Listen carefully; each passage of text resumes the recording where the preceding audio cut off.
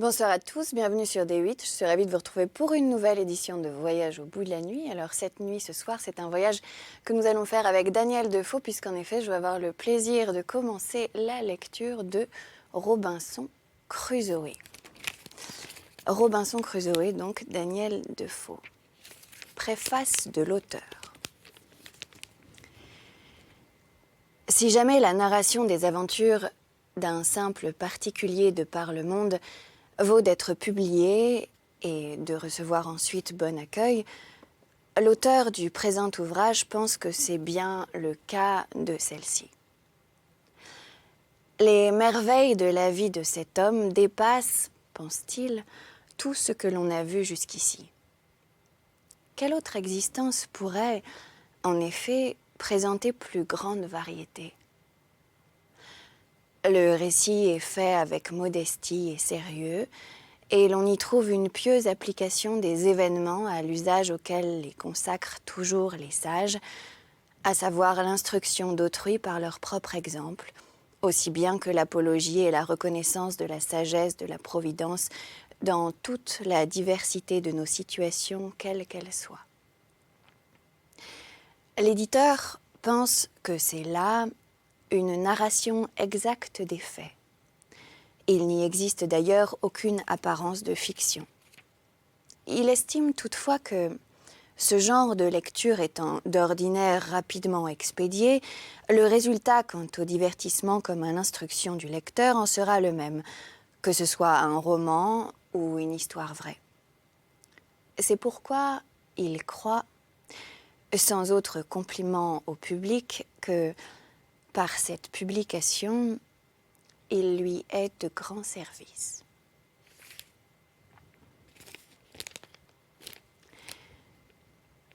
En 1632, je naquis à York, d'une bonne famille, mais qui n'était point de ce pays.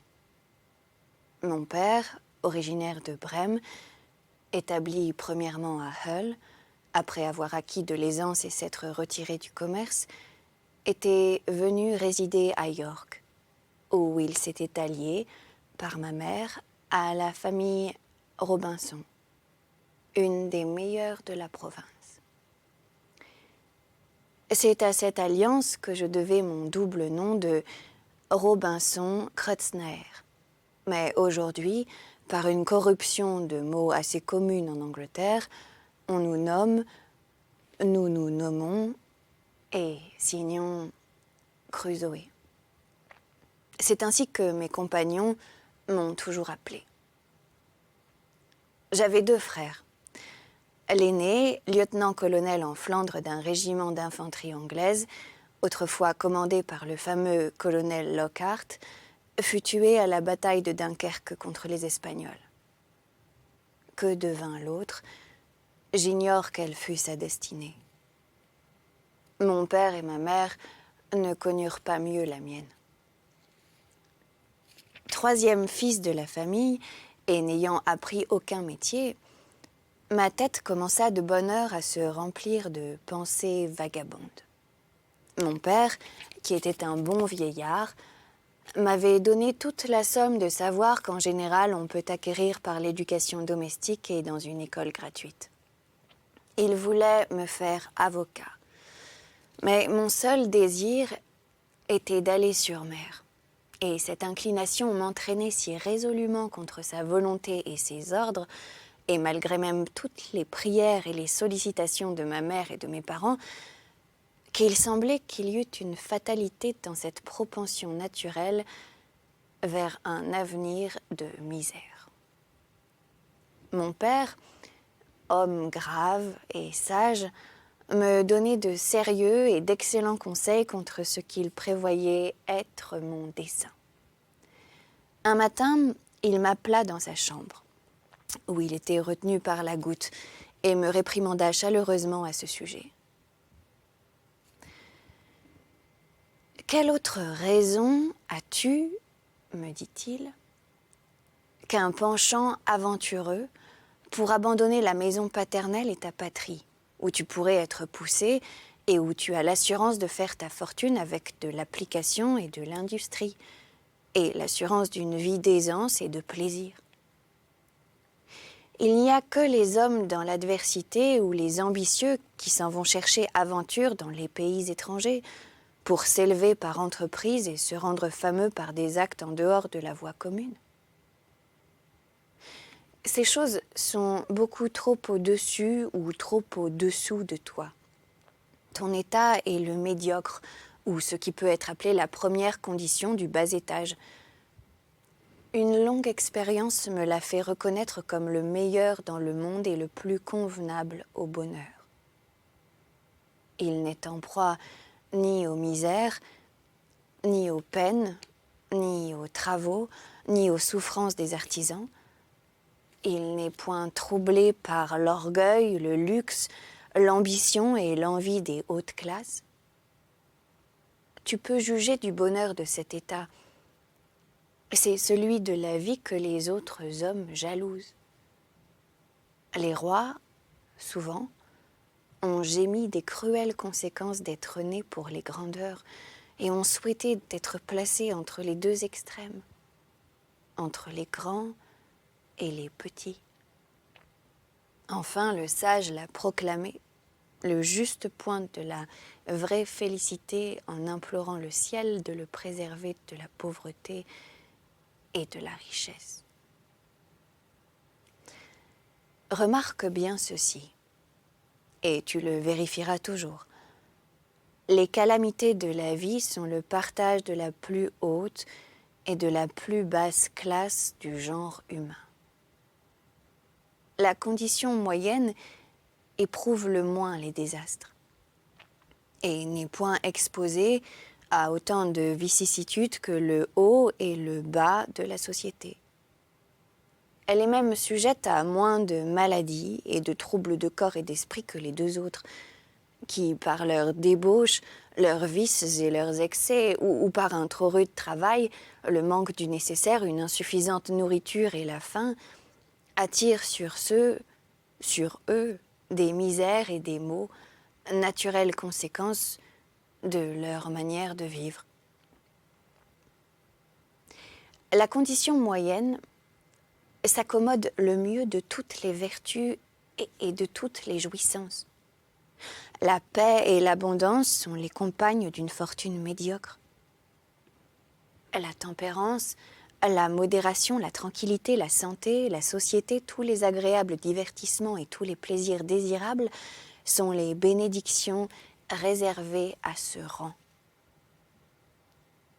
Par cette voie, les hommes quittent le monde d'une façon douce et passent doucement et uniment à travers, sans être accablés de travaux des mains ou de l'esprit, sans être vendus à la vie de servitude pour le pain de chaque jour, sans être harassés par des perplexités continuelles qui troublent la paix de l'âme et arrachent le corps au repos, sans être dévorés par les angoisses de l'envie ou la secrète et rongeante convoitise de l'ambition. Au sein d'heureuses circonstances, ils glissent tout mollement à travers la société et goûtent raisonnablement les douceurs de la vie sans les amertumes, ayant le sentiment et leur bonheur et apprenant par l'expérience journalière à le reconnaître plus profondément. Ensuite, mon père me pria instamment, et de la manière la plus affectueuse, de ne pas faire le jeune homme.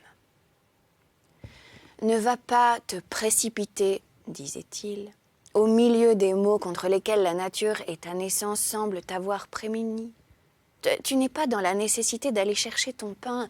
Je te veux du bien, je ferai tous mes efforts pour te placer parfaitement dans la position de la vie qu'en ce moment je te recommande.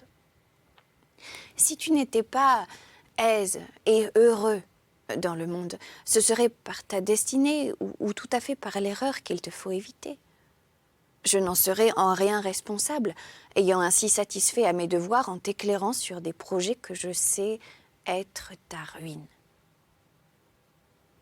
En un mot, j'accomplirais franchement mes bonnes promesses si tu voulais te fixer ici suivant mon souhait, Mais je ne voudrais pas tremper dans tes infortunes en favorisant ton éloignement. N'as-tu pas l'exemple de ton frère aîné, auprès de qui j'usais autrefois des mêmes instances pour le dissuader d'aller à la guerre des Pays-Bas, instances qui ne purent l'emporter sur ses jeunes désirs, le poussant à se jeter dans l'armée où il trouva la mort? Je ne cesserai jamais de prier pour toi. Toutefois, j'oserais te prédire, si tu faisais ce coup de tête, que Dieu ne te bénirait point et que, dans l'avenir, manquant de toute assistance, tu aurais toute la latitude de réfléchir sur le mépris de mes conseils. Je remarquai, vers la dernière partie de son discours, qui était véritablement prophétique, quoique je ne suppose pas que mon père en ait eu le sentiment, je remarquai, dis-je, que des larmes coulaient abondamment sur sa face, surtout lorsqu'il me parla de la perte de mon frère, et qu'il était si ému en me prédisant que j'aurais tout le loisir de me repentir, sans avoir personne pour m'assister, qu'il s'arrêta court, puis ajouta: « J'ai le cœur trop plein, je ne saurais t'en dire davantage. » Je fus sincèrement touchée de cette exhortation. Au reste, pouvait-il en être autrement? Je résolus donc de ne plus penser à aller au loin, mais à m'établir chez nous selon le désir de mon père. Hélas, en peu de jours, tout cela s'évanouit. Et bref, pour prévenir de nouvelles importunités paternelles, quelques semaines après, je me déterminai à m'enfuir. Néanmoins, je ne fis rien à la hâte, comme m'y poussait ma première ardeur. Mais un jour que ma mère me parut un peu plus gaie que de coutume, je la pris à part et lui dis: « Je suis tellement préoccupée du désir irrésistible de courir le monde que je ne pourrai rien embrasser avec assez de résolution pour y réussir. Mon père ferait mieux de me donner son consentement que de me placer dans la nécessité de passer outre. Maintenant, je suis âgée de 18 ans. Il est trop tard pour que j'entre apprentie dans le commerce ou clerc chez un procureur. Si je le faisais, je suis certaine de ne pouvoir achever mon temps et, avant mon engagement rempli, de m'évader de chez mon maître pour m'embarquer. Si vous vouliez bien engager mon père à me laisser faire seulement un voyage lointain et que j'en revienne dégoûtée, je ne bougerai plus et je vous promettrai de réparer ce temps perdu par un redoublement d'assiduité. » Bon, cette ouverture jeta ma mère en grande émotion. « Cela n'est pas proposable, » me répondit-elle. « Je me garderai bien d'en parler à ton père. Il connaît trop bien tes véritables intérêts pour donner son assentiment à une chose qui te serait si funeste. Je trouve étrange que tu puisses encore y songer après l'entretien que tu as eu avec lui et l'affabilité et les expressions tendres dont je sais qu'il a usé envers toi. En un mot, si tu veux absolument aller te perdre, je n'y vois point de remède. Mais tu peux être assuré de n'obtenir jamais notre approbation. Pour ma part, je ne veux point mettre la main à l'œuvre de ta destruction, et il ne sera jamais dit que ta mère se soit prêtée à une chose réprouvée par ton père. » Nonobstant ce refus, comme je l'appris par la suite, elle rapporta le tout à mon père, qui, profondément affecté, lui dit en soupirant: « Ce garçon pourrait être heureux s'il voulait demeurer à la maison, mais s'il va courir le monde, il sera la créature la plus méprisable qui ait jamais été. Je n'y consentirai jamais. »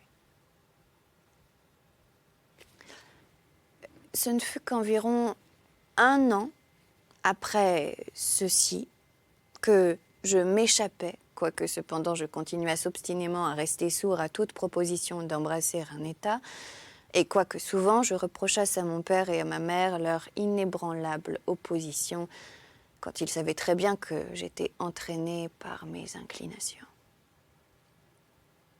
Un jour, me trouvant à Hull, où j'étais allée par hasard et sans aucun dessein prémédité, Étant là, dis-je, un de mes compagnons prêt à se rendre par mer à Londres sur un vaisseau de son père me pressa de partir avec l'amorce ordinaire des marins, c'est-à-dire qu'il ne m'en coûterait rien pour ma traversée. Je ne consultais plus mes parents. Je ne leur envoyais aucun message. Mais leur laissant à l'apprendre comme ils pourraient, sans demander la bénédiction de Dieu ou de mon père, sans aucune considération des circonstances et des conséquences, malheureusement Dieu sait, le 1er septembre 1651, j'allais à bord d'un vaisseau chargé pour Londres. Jamais infortunes de jeunes aventuriers, je pense, ne commencèrent plus tôt et ne durèrent plus longtemps que les miennes. Comme le vaisseau sortait à peine de l'Humber, le vent s'éleva et les vagues s'enflèrent effroyablement. Je n'étais jamais allée sur mer auparavant. Je fus, d'une façon indicible, malade de corps et épouvantée d'esprit. Je commençai alors à réfléchir sérieusement sur ce que j'avais fait et sur la justice divine qui frappait en moi un fils coupable. Tous les bons conseils de mes parents, les larmes de mon père, les paroles de ma mère se présentèrent alors vivement en mon esprit et ma conscience, qui n'était point encore arrivée à ce point de dureté qu'elle atteignit plus tard, me reprocha mon mépris de la sagesse et la violation de mes devoirs envers Dieu et mon père. Pendant ce temps, la tempête croissait et la mer sur laquelle je ne m'étais encore jamais trouvée devint très grosse, quoique ce ne fût rien en comparaison de ce que j'ai vu maintes fois depuis, et même seulement quelques jours après, c'en fut assez pour affecter un novice tel que moi. À chaque vague, je me croyais submergée, et chaque fois que le vaisseau s'abaissait entre deux lames, je le croyais englouti au fond de la mer. Dans cette agonie d'esprit, je fis plusieurs fois le projet et le vœu, s'il plaisait à Dieu de me sauver de ce voyage, et si je pouvais remettre le pied sur la terre ferme, de ne plus le remettre à bord d'un navire, de m'en aller tout droit chez mon père, de m'abandonner à ses conseils et de ne plus me jeter dans de telles misères. Alors je vis pleinement l'excellence de ses observations sur la vie commune et combien doucement et confortablement il avait passé tous ses jours sans jamais avoir été exposé ni aux tempêtes de l'océan, ni aux disgrâces de la terre. Et je résolus, comme l'enfant prodige repentant, de retourner à la maison paternelle. Ces sages et sérieuses pensées durèrent tant que dura la tempête, et même quelque temps après. Mais le jour d'ensuite, le vent étant abattu et la mer plus calme, je commençai à m'y accoutumer un peu. Toutefois, j'étais encore indisposée du mal de mer et je demeurai fort triste pendant tout le jour. Mais à l'approche de la nuit, le temps s'éclaircit, le vent s'apaisa tout à fait, la soirée fut délicieuse et le soleil se coucha éclatant pour se lever de même le lendemain.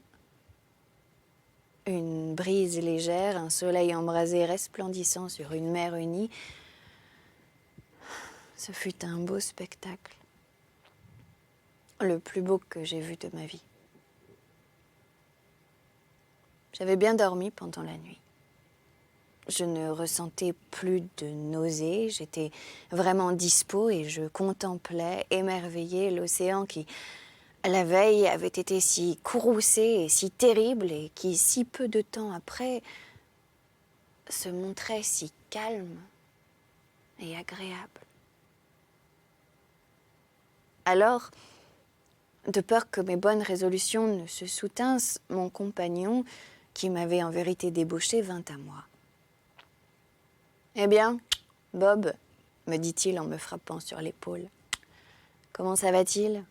Je gage que tu as été effrayé la nuit dernière, hein, quand il ventait. Moi, c'était pourtant qu'une bouffée de vent. Vous n'appelez cela qu'une bouffée de vent? C'était une horrible tourmente. Une tourmente? Ah ça, t'es fou. T'appelles ça une tourmente? Mais vraiment, c'était rien du tout. Donne-nous un bon vaisseau et une belle dérive, nous nous moquerons bien d'une pareille rafale.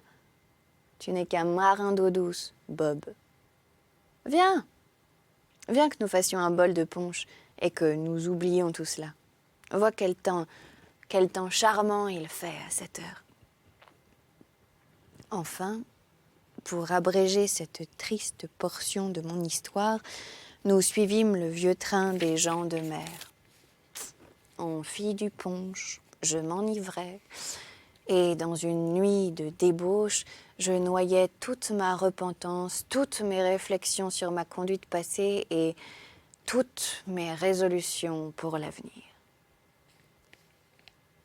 De même que l'océan avait rasséréné sa surface et était rentré dans le repos après la tempête abattue, de même après le trouble de mes pensées évanouies, après la perte de mes craintes et de mes appréhensions, le courant de mes désirs habituels revint. Et j'oubliai entièrement les promesses et les vœux que j'avais faits en ma détresse. Pourtant, à la vérité, comme il arrive ordinairement en pareil cas, quelques intervalles de réflexion et de bons sentiments reparaissaient encore. Mais je les chassais et je m'en guérissais comme d'une maladie, en m'adonnant et à la boisson et à l'équipage. Bientôt, j'eus surmonté le retour de cet accès. C'est ainsi que je les appelais. Et en 5 ou 6 jours, j'obtins sur ma conscience une victoire aussi complète qu'un jeune libertin résolu à étouffer ses remords le pouvait désirer. Mais il m'était réservé de subir encore une épreuve. La Providence, suivant sa loi extraordinaire, avait résolu de me laisser entièrement sans excuse. Puisque je ne voulais pas reconnaître ceci pour une délivrance, la prochaine devait être telle que le plus mauvais bandit d'entre nous confesserait tout à la fois le danger et la miséricorde. Le 6e jour de notre traversée, nous entrâmes dans la rade de Yarmouth. Le vent ayant été contraire et le temps calme, nous n'avions fait que peu de chemin depuis la tempête. Là, nous fûmes obligés de jeter l'ancre, et le vent continuant d'être contraire, c'est-à-dire de souffler sud-ouest, nous y demeurâmes 7 ou 8 jours, durant lesquels beaucoup de vaisseaux de Newcastle vinrent mouiller dans la même rade. Un refuge commun des bâtiments qui attendent un vent favorable pour gagner la Tamise. Nous eussions toutefois relâché moins longtemps et nous eussions dû, à la faveur de la marée, remonter la rivière si le vent n'eût été trop fort et si, au 4e ou 5e jour de notre station, il n'eût pas soufflé violemment. Cependant, comme la rade était réputée aussi bonne qu'un port, comme le mouillage était bon et l'appareil de notre ancre extrêmement solide, nos gens étaient insouciants et sans la moindre appréhension du danger, ils passaient le temps dans le repos et dans la joie, comme il est d'usage sur mer.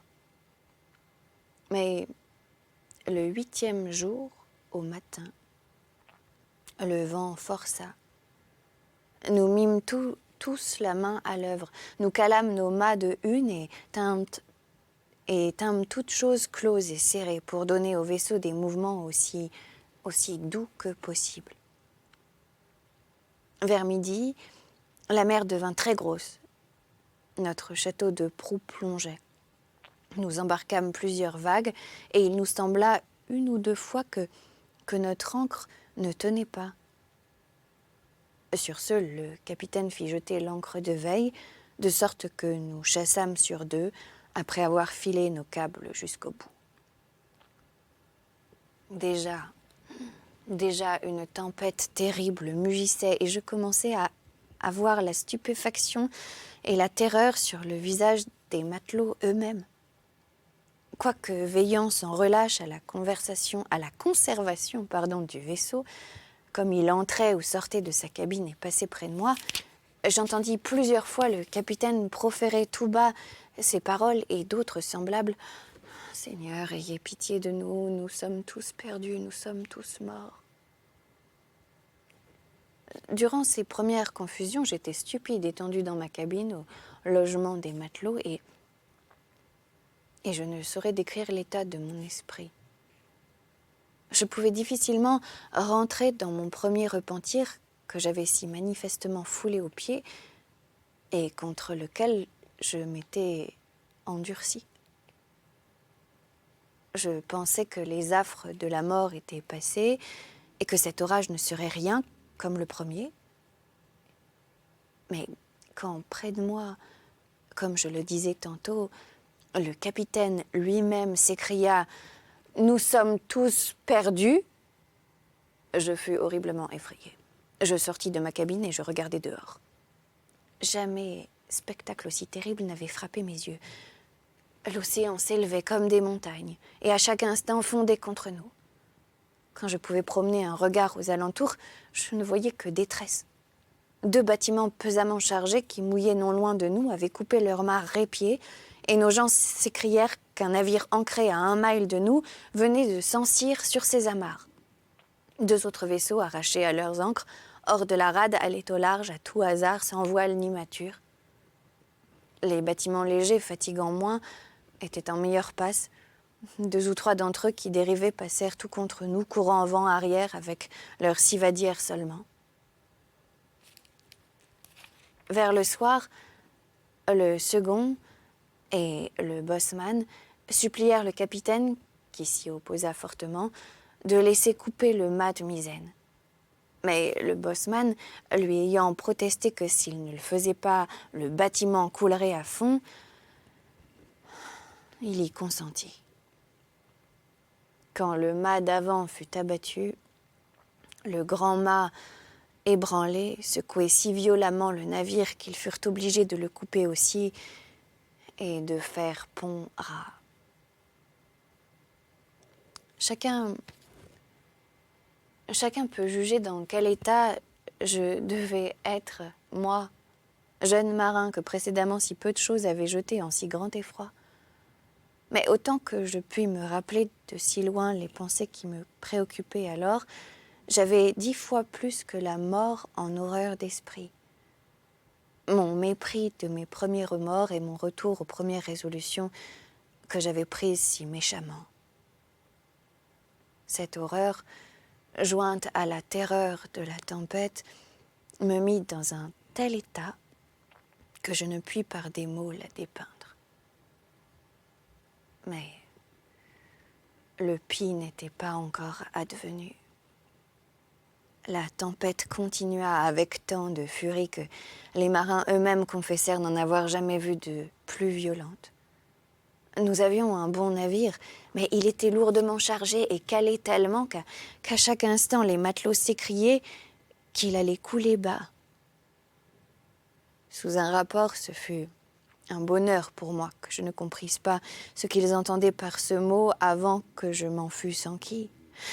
La tourmente était si terrible que je vis, chose rare, le capitaine, le contremaître et quelques autres plus judicieux que le reste faire leur prière, s'attendant à tout moment que le vaisseau irait au fond. Au milieu de la nuit, pour surcroît de détresse, un des hommes qu'on avait envoyé à la visite cria qu'une ouverture s'était produite et un autre dit qu'il y avait 4 pieds d'eau dans la cale. Alors tous les bras furent appelés à la pompe. À ce seul mot, je m'évanouis et je tombai à la renverse sur le bord de mon lit, sur lequel j'étais assis dans ma cabine. Toutefois, les matelots me réveillèrent et me dirent que si jusque-là je n'avais été bon à rien, j'étais tout aussi capable de pomper qu'aucun autre. Je me levais, j'allais à la pompe et je travaillais de tout cœur. Dans cette entrefaite, le capitaine, apercevant quelques petits bâtiments charbonniers qui, ne pouvant surmonter la tempête, étaient forcés de glisser et de courir au large et passeraient près de nous, ordonna de tirer un coup de canon en signal de détresse. Moi qui ne savais ce que cela signifiait, je fus tellement surpris que je crus le vaisseau brisé ou qu'il était advenu quelque autre chose épouvantable. En un mot, je fus si effrayée que je tombais en défaillance. Comme c'était dans un moment où chacun pensait à sa propre vie, personne ne prit garde à moi, ni à ce que j'étais devenue. Seulement un autre prit ma place à la pompe et me repoussa du pied à l'écart, pensant que j'étais mort. Et ce ne fut que longtemps après que je revins à moi. Voilà, c'est sur cette chute dans les pommes que nous allons nous arrêter. C'était donc le tout début de Robinson Crusoe. Je vous remercie de nous avoir suivis. Vous pouvez bien évidemment nous retrouver sur les réseaux sociaux #VBN. Je remercie Lucille Mancini, maquilleuse, pour ces jolies décorations colorées. Et je vous dis à très bientôt sur notre chaîne pour de nouvelles aventures littéraires. Très bonne journée si vous vous réveillez et excellente nuit si vous vous couchez. Salut!